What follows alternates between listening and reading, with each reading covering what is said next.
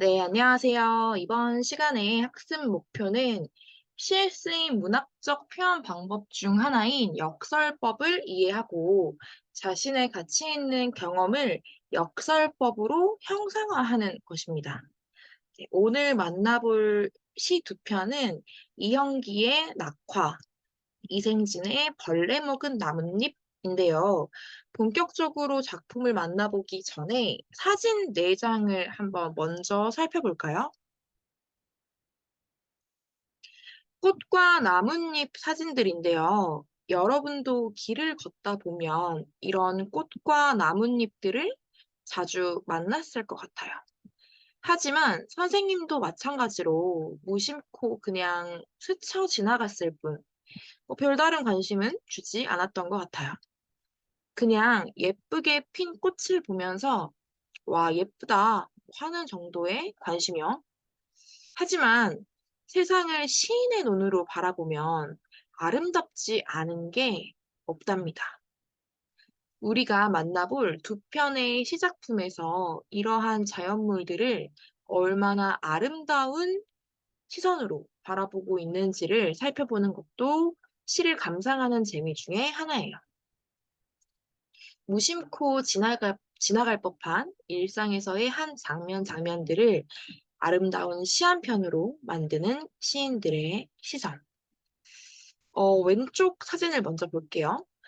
위의 사진은 꽃이 만개해 있고 밑에 사진은 꽃들이 진 모습이네요.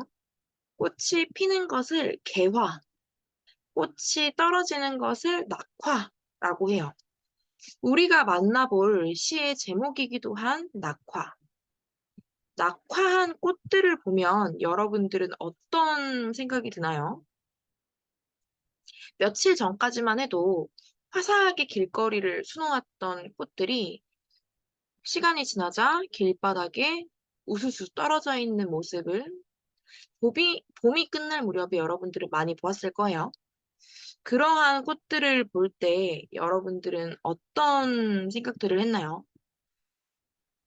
다음으로 오른쪽 사진을 볼게요. 위의 사진은 푸른 나뭇잎인 것에 반해서 밑에 사진은 구멍이 송송송 뚫렸죠. 구멍이 뚫린 이유는 벌레들이 이제 잎을 파먹어서 그런다고 해요. 상반된 두 개의 나뭇잎들을 보면서 여러분들은 어떤 생각이 드나요? 지금 여러분들이 떠올린 그 생각들을 그대로 가지고 두 편의 시를 감상해 보겠습니다. 시인들은 이러한 것들을 보면서 어떤 생각을 떠올렸는지 한번 만나볼게요. 네, 첫 번째 시는 낙화입니다. 한번 읽어보겠습니다. 낙화, 이형기. 가야 할 때가 언제인가를 분명히 알고 가는 이의 뒷모습은 얼마나 아름다운가. 봄 한철, 격정을 인내한 나의 사랑은 지고 있다. 분분한 낙화, 결별이 이룩하는 축복에 쌓여 지금은 가야 할 때. 무성한 녹음과 그리고 머지않아 열매 맺는 가을을 향하여 나의 성추는 꽃답게 죽는다. 헤어지자 섬세한 손길을 흔들며 하롱하롱 꽃잎이 지는 어느 날 나의 사랑, 나의 결별, 샘터에 물고이듯 성숙하는 내 영혼의 슬픈 눈. 네, 이제 시를 좀 더 깊이 이해해 볼게요. 자, 가야 할 때가 언제인가를 분명히 알고 가는 이의 뒷모습은 얼마나 아름다운가. 이 시의 제목이 뭐였죠? 낙화, 떨어진 꽃, 떨어지고 있는 꽃들을 상상해 봅시다. 화자가 지금 떨어진 꽃, 떨어지고 있는 꽃들을 보고 있다고요. 이 꽃들은 자기가 가야 할 때, 그러니까 나무에서 떨어져야 할 때가 되면 그대로 쭉 나무에 붙어 있는 게 아니라 당연하다는 듯이 낙화를 해요. 그 모습을 보면서 화자는 생각하는 거죠. 참 아름답다. 음. 자기가 가야 할 때를 알고 그때 미련 없이 떠나는 그 뒷모습이 참 아름답다라고요. 봄 한철, 격정을 인내한 나의 사랑은 지고 있다. 격정을 인내한 나의 사랑. 지금 1년에서 지고 있는 게 뭐였죠? 그쵸, 꽃이었죠. 꽃을 보면서 지금 시적 화자는 뭘 떠올리고 있는 것 같나요? 나의 사랑. 봄이라는 계절은 꽃이 피는 계절이죠. 꽃은 봄이라는 시간을 온몸으로 맞이해요. 격정이라는 건 사전적인 의미로 강렬하고 갑작스러워서 누르기 어려운 감정을 말하는데요. 꽃 봉우리를 처음으로 틔운 그 순간부터 꽃 한 송이가 활짝 피기까지 이 꽃이 견뎌냈을 수많은 것들을 생각해 보는 겁니다. 시적화자는. 그리고 그 꽃에서 자신의 사랑을 떠올리죠. 시적 화자의 사랑도 마치 봄철의 꽃과 같았나 봐요. 왜 우리 사랑하는 사람과 처음 만난 그 순간의 설레임부터 연인이 되고 서로 사랑을 하고 하는 과정에서 참 많은 일들이 있잖아요. 기분이 오르락 내리락 롤러코스터처럼 사람이 참 감정적으로 변하는 게 있는 것 같아요. 연애를 하면, 사랑을 하면. 그러한 사랑의 세월을 보내온 시적 화자는 이 꽃잎이 떨어지는 것처럼 이제 자신의 사랑도 지고 있다고 생각을 하나 봐요. 지금이 이별의 타이밍임을 직감을 한 거죠. 분분한 낙화. 땅에 흩어진 꽃잎들을 바라봅니다. 결별이 이룩하는 축복에 쌓여 지금은 가야 할 때. 결별이 이룩하는 축복. 자, 이게 무슨 말일까요? 결별이 축복을 만든다? 아니, 이별을 했는데 그게 왜 축복이에요? 이별하면 아프잖아. 그토록 설레고 사랑했던 사람과 이별하는 게 왜 우리한테 축복일 수 있을까? 좀 더 읽어봅시다. 결별은 우리에게 축복을 줄 테니 지금은 가야 할 때이다. 이별할 때이다. 무성한 녹음과 그리고 머지않아 열매 맺는 가을을 향하여.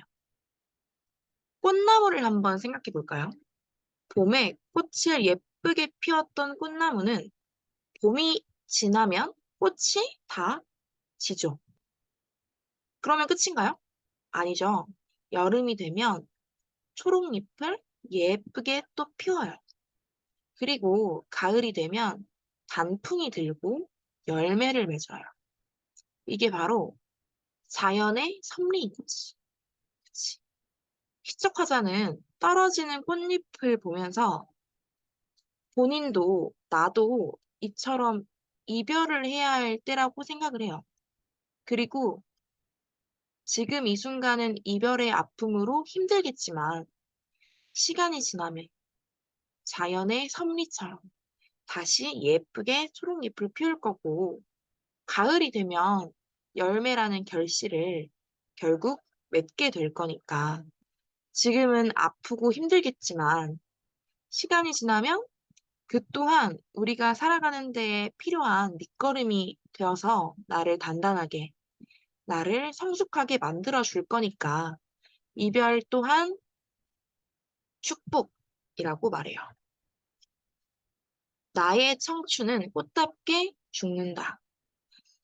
사랑으로 가득했던 내 청춘, 이제 떠나보낼 때예요. 하지만 꽃답게 떠나보내요. 다시 무성한 녹음이 들기를, 열매를 맺기를 바라면서요. 더 행복할 미래를 위해 이별을 선택합니다. 헤어지자. 이별을 말하네요. 섬세한 손길을 흔들며 하롱하롱 꽃잎이 지는 어느 날, 시적 화자는 꽃잎이 바람에 흩날리는 모습이 마치 인사를 하는, 떠나보내는 손인사 같다고 생각을 하나 봐요. 나의 사랑, 나의 결별. 꽃처럼 핀 나의 사랑이 이제는 꽃처럼 지고 있습니다. 샘터에 물 고이듯 성숙하는 내 영혼의 슬픈 물. 이별을 다짐한 화자. 눈에 눈물이 고여요. 슬픔의 정서가 느껴져요. 하지만 마냥 세상이 끝날 것처럼 마냥 슬퍼하고 있는 사람 같지는 않아 보여요. 왜냐? 이 또한 지나가리라. 시간이 해결해 주리라. 이 아픔 지나고 나면 나는 더 단단하고 성숙한 사람이 되어 있을 테니까. 이런 작품이었고요. 자, 이제 이 작품에 쓰인 역설법에 대해서 다시 한번 살펴보겠습니다.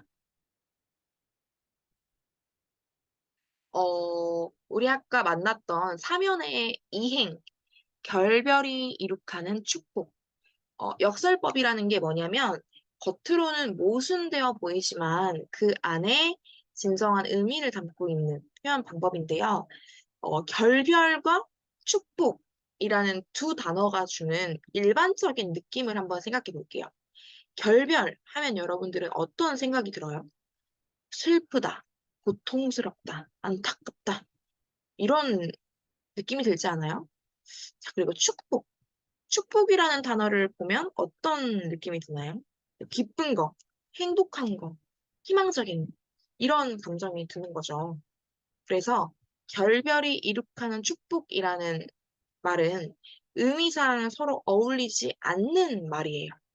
하지만 우리는 작품을 읽어가면서 이 말이 어떤 의미를 가지고 있는지를 읽어냈어요. 어떤 의미? 이별이 고통스럽고 힘든 체험이지만 그것을 경험하는 사람의 영혼, 삶을 성숙하게 하는 계기가 되므로 불행이 아니라 오히려 축복이 될 수 있다. 나를 성숙하게 만들어주는, 나를 단단하게 만들어주는 축복이 될 수 있다. 라는 새로운 의미를 만들어낸 거죠. 자, 요게 바로 역설의 표현법입니다. 파란색으로 나와 있는 역설의 효과 한번 보고 갈게요. 왜 역설법을 쓰냐? 똑같은 말, 진부하잖아요. 좀 참신한 느낌을 주고 역설법을 통해서 확 자기가 하고 싶은 말을 하면 그 의미가 읽는 이로 하여금 더욱더 강조되어 전달되는 효과가 있습니다. 자, 이제 두 번째 시를 한번 만나볼 건데요. 두 번째 작품은 이생진의 벌레 먹은 나뭇잎입니다. 한번 읽어볼게요. 벌레 먹은 나뭇잎, 이생진. 나뭇잎이 벌레 먹어서 예쁘다. 귀족의 손처럼 상처 하나 없이 매끈한 것은 어쩐지 베풀 줄 모르는 손 같아서 밉다. 떡갈나무 잎에 벌레 구멍이 뚫려서 그 구멍으로 하늘이 보이는 것은 예쁘다. 상처가 나서 예쁘다는 것은 잘못인 줄 안다. 그러나 남을 먹여가며 살았다는 흔적은 별처럼 아름답다. 네, 시를 깊이 있게 다시 한번 읽어보겠습니다. 나뭇잎이 벌레 먹어서 예쁘다. 엥? 우리 아까 처음에 사진 봤죠? 매끈하고 윤기 났던 위에 사진 속 나뭇잎도 아니고 구멍이 송송송 뚫린 아래 사진에 벌레 먹은 나뭇잎이 예쁘대요. 참 취향이 특이하시네, 그쵸? 무슨 사연인지 좀 더 읽어봅시다. 귀족의 손처럼 상처 하나 없이 매끈한 것은 어쩐지 베풀 줄 모르는 손 같아서 밉다.